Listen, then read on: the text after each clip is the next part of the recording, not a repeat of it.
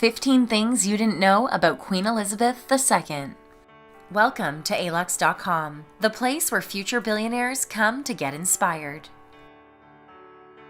Hello there, Aluxers, and welcome to another video. As you know, we here at Alux are committed to bringing our viewers insights into all the finer things in life. And in the broad scheme of things, you certainly can't get any finer than actual royalty. That's right, our video today is all about the one and only Elizabeth II, Queen of England. Born on April 21, 1926, Elizabeth Alexandra Marie Windsor has been the Queen of the United Kingdom and other Commonwealth realms since the death of her father, King George VI, in 1952. With a long life lived for every second in the glare of the public eye, you might think that we all know every little thing there is to know about this highly respected and well-regarded monarch. But here are 15 things that you didn't know about Queen Elizabeth II. Number 1. Queen Elizabeth is the longest reigning British monarch. Having been crowned at Westminster Abbey June 2, 1953 at the age of 25, on September 9, 2015, Queen Elizabeth overtook her great-great-grandmother, Queen Victoria, to become the longest reigning British monarch, with her tenure currently standing at over 65 years. Amazingly, this puts her at only number 43 on the list of the world's longest reigning monarch. Although she is the longest reigning present incumbent, top of the list with a reign of 82 years is King Sobhuza of Swaziland. Number 2.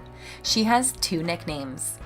Though we humble civilians wouldn't dream of calling her anything other than Your Majesty, the Queen actually has 2 nicknames that have been used for many, many years. As a child, her parents and other close family members knew her as Lilibet, a sweet variation of Elizabeth, and something you might have picked up on in the movie The King's Speech. However, one name you may not be so familiar with is the pet name that her husband, the Duke of Edinburgh, has for her. To us, she is Queen Elizabeth II, but to Prince Philip, she is Cabbage. Number 3. The Queen is the first British monarch to have celebrated a diamond wedding anniversary. It is a little-known fact that the young Lilibet actually wanted to get married to Prince Philip when she was just 17, but her parents persuaded her to wait until she was 21 because they were worried that she was too young for the next big step in her life at that time. The Duke of Edinburgh's first formal request for marriage came when she was only a teenager, but being the perfect gentleman that he was, he waited 4 more years to take her hand in marriage. They have been happily ever wed now for nearly 68 years. Their marriage was sealed with a wedding ring of the rare Welsh gold. All royal wedding rings since 1923 have been made from this precious metal. Number 4. As the Queen of England, she enjoys all sorts of privileges. Being a head of state certainly has its perks. The Queen has 2 birthdays. Her actual birthday is April 21st, but her official birthday is celebrated in June. Among her other privileges are being able to drive without a license and travel without a passport. As Queen, Elizabeth Windsor is exempt from income tax, but she has been paying it voluntarily since 1992. She also cannot be arrested and is exempt from Freedom of Information requests. And among her strangest rights is that she owns all the mute swans on the River Thames and the whales, dolphins, and sturgeon in British waters. Number 5. She is worth $500 million. It is estimated that Queen Elizabeth has a personal net worth of approximately $550 million. This wealth comes from multiple property holdings across her country, including Balmoral Castle in Scotland, fruit farms, stud farms, and marine land.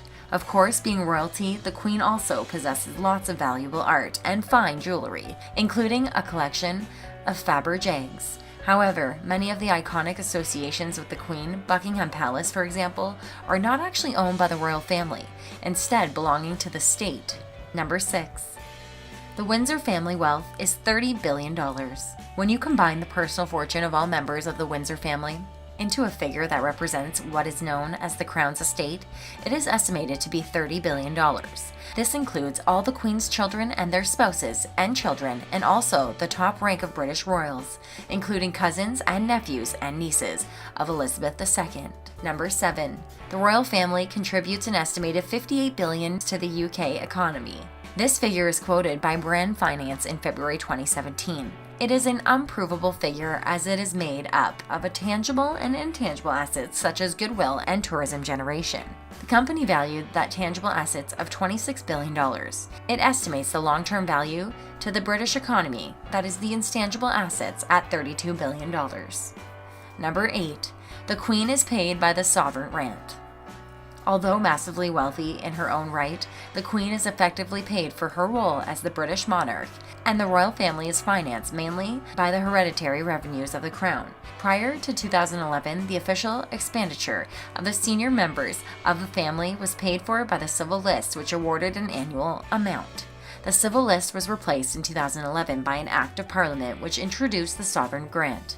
The grant only covers a portion of the total costs of running the monarchy, which is an estimated $375 million a year. The British monarchy is the most expensive in Europe. Number 9. Queen Elizabeth owns a stable of prize-winning racehorses. The Queen's love and affection for everything horse-related is no secret. At 90 years old, she still likes to go riding. You can often spot Her Majesty at multiple horse racing events across the UK throughout the year. Although it is said that she never places a bet, the same cannot be said for her late mother. The Queen's mother, however, as it was widely known that she had loved to spend a little of her fortune on the favorite pastime she shared with her daughter, except for special events like Royal Ascot. The Queen attends meets where her own horses are entered and enjoys their success. The Racing Post reports that for the seasons of 2013 to 2017, 166 of the Queen's entries, 84 were winners, bringing in a total prize money of $2.2 million. Number 10. She has a Rolls-Royce limousine. There is absolutely no question that the Queen needs to travel in style wherever she goes, and here at ALUX, we don't think you can get more stylish than the iconic Rolls-Royce brand. The Queen has had a long time association with Rolls-Royce, owning 2 specifically modified Phantom Vists that were used to drive her through special historic occasions like the Silver Jubilee in 1977. If you want to learn more about Rolls-Royce, you can do so by checking out the video we made about the famous British car manufacturer by clicking on the top right-hand corner of this video. Number 11. The world's most expensive brooch is in Queen Elizabeth's ownership. Known effectively as Granny Chips, the brooch is worth $62 million.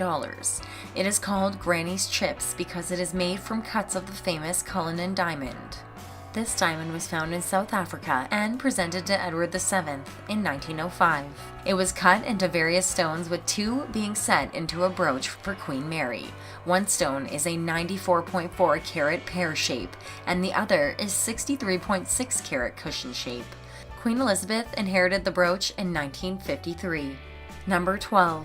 When she needs some cash, she withdraws it from her personal cash machine. It is generally known that the Queen rarely carries cash. However, when the occasion calls for it, she is able to withdraw money from a cash machine installed in the Buckingham Palace, courtesy of Coutts Bank, who have been in some way the bankers to the British Crown since 1704. Number 13. The Queen has traveled more than 400,000 miles on official engagements.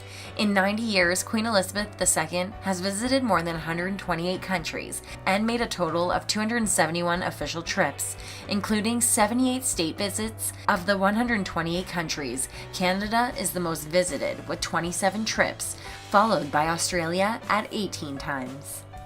Number 14. The Queen travels in style.